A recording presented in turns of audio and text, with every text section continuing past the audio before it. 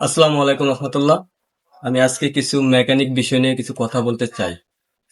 Mechanic এবং operator দুটোটা বিষয় নিয়ে আমি কিছু কথা বলতে চাই।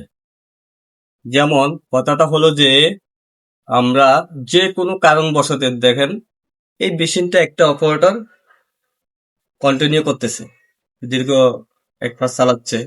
যখন এই মেশিনটা আমার কোনো লেআউটের কারণে অন্য কোনো লাইনে অ্যাক্সেস করতে হয়, তখন সেই অপারেটরকে যখন নতুন একটা মেশিন দেওয়া হয়, সে বলে যে মেশিনটা ডাইনে টানে, বামে টানে, মেশিনে স্পিড নাই, মেশিন ভার, হ্যাঁ, মেশিন জাম খাচ্ছে, মেশিন ফ্রি ভাবে চলতেছে না, বিভিন্ন অজুহাত দেয়।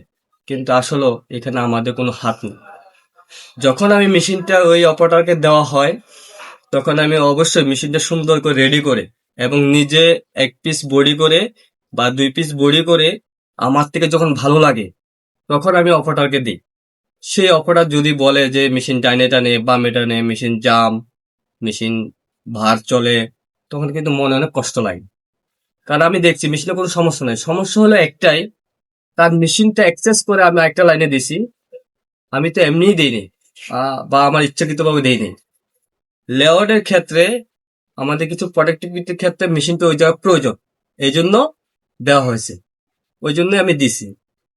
যখন একজন ভালো দক্ষ অপারেটর, তাকে যে কোনো একটা মেশিন দেওয়া হোক, সে দক্ষ অপারেটর হলে সে খুব সুন্দরভাবে মেশিনটা কন্ট্রোল করবে এবং সে বুঝবে মেশিনটা কি সমস্যা। সে অবশ্যই বুঝবে যে অবশ্যই প্রোডাক্টিভিটি প্রয়োজন আছে।